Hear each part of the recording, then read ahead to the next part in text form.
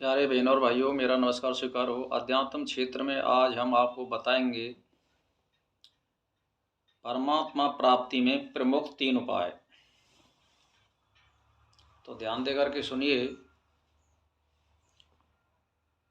कि वासना क्षय, आत्मविज्ञान और मनोविज्ञान, इन तीनों का एक साथ प्रयत्न पूर्वक आपको सेवन करना चाहिए। उस सेवन से आप लिप्त नहीं होंगे, अर्थात लिप्त नहीं करने वाले स्वभाव में स्थिति हो जाएगी आपकी, अगर इन तीनों का अभ्यास करते हैं तो। जैसे जिस प्रकार कमल नाल के उच्छेदन से विषंत तंतु टूट जाते हैं, वैसे ही भली प्रकार उन तीनों का चिरकाल तक अभ्यास करने से अत्यंत दृढ़ हृदय ग्रंथियां यानी अंतःकरण एवं उसके धर्म आदि अभ्यास निशेष रूप से टूट जाते हैं, यानी हृदय ग्रंथि खुल जाती है। और वासना क्षय आदि तीनों का भी चिरकाल तक अभ्यास क्यों करना चाहिए? क्योंकि यह संसार की स्थिति सैकड़ों जन्मांतरों से मनुष्यों के द्वारा अभ्यस्त है, यानी जाने करोड़ों लाखों जन्म मिल चुके हैं हमको भिन्न भिन्न योनियों में, और हमको उन में वासना पैदा हो गई है। उसको छुड़ाने के लिए बहुत दृढ़ अभ्यास की जरूरत होती है, क्योंकि मनुष्य के जन्म तो आपको तीनों कालों में 84 बार मिलता है, और अन्य योनियों में पशु पक्षी शराब कीट पतंगा या भिन्न भिन्न योनियों में आपको जन्म मिलता है, तो अभ्यास हो जाता है आत्मा को। इसीलिए मनुष्य योनि बहुत कम मिलती है, इसमें उपाय बहुत दृढ़ता से करना पड़ेगा। और मनुष्य योनि में भी आपको 2-4 बार मौका मिलेगा केवल, या 1 बार या 2 बार 4 बार 6 बार, नहीं कह सकते कितनी बार। तो मान के चलो आपको 10 बार भी मौका मिल गया भजन करने का और कोई गुरु मिलने का, तो 70 बार तो आप जो है संसार में लिप्त रह रहे हैं, तो ज़्यादा संख्या उनकी होगी। इसीलिए बहुत दृढ़ अभ्यास की जरूरत है इसमें। तो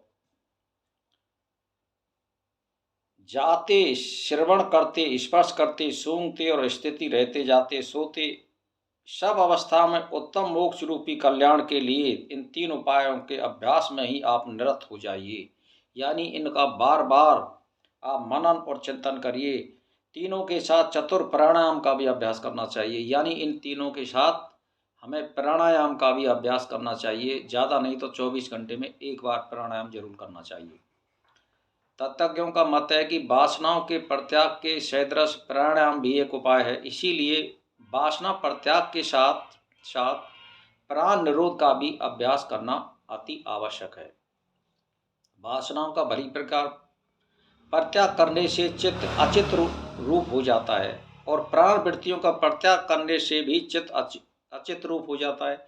इसीलिए आप जैसा चाहें वैसा करिए। चिरकाल तक प्राणायाम के अभ्यास से योगाभ्यास में कुशल गुरु जी के द्वारा दी गई यानी उपदिष्ट युक्ति से तथा स्वस्ति आदि आसनों से जय और हित और मित और मेध्य पदार्थों के आसन से प्राण स्पंदन रुक जाता है। यानी जैसे आप 2-3 घंटे का आसन कर रहे हैं, ध्यान कर रहे हैं, चिंतन कर रहे हैं, योगाभ्यास कर रहे हैं, प्राणायाम कर रहे हैं, तो इनसे आपका प्राण स्पंदन यानी बहुत कम हो जाता है। हमारे जो सांस की जो गति है, जब सांस की गति होगी तो आपकी दीर्घ आयु भी होगी और शरीर भी स्वस्थ रहेगा। तो यथाभूत अर्थ के यानी त्रिकाल में बाधित न होने वाले अर्थ के साक्षात्कार से वासना अपने कार्य के लिए प्रवृत्त नहीं होती है। आदि मध्य और अंत में कभी भी पृथक न होने वाला सत्ता मात्र स्वरूप जो पदार्थ सर्वत्र स्थित रहता है, वह सत्यभूत अर्थ है। उसको भली भांति जान लेना ज्ञान कहा जाता है।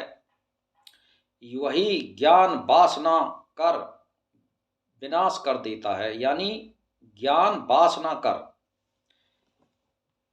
विनाश कर दे। यानी हमें जब ज्ञान हो जाएगा सारी चीज़ों का और सत्य का, तो वो फिर अपने आप विनाश हो जाता है। वासना का मतलब विनाश हो जाता है, ज्ञान हो जाता है तब। जैसे मान के चलिए, मैं एक मोटा उदाहरण दे दूँ आपको, रात को आपको कोई टैर दिख जाता है, तो एकदम आप ठिठक जाएँगे, ये तो सर्प है, ऐसा महसूस होता है, लेकिन वो सर्प नहीं है।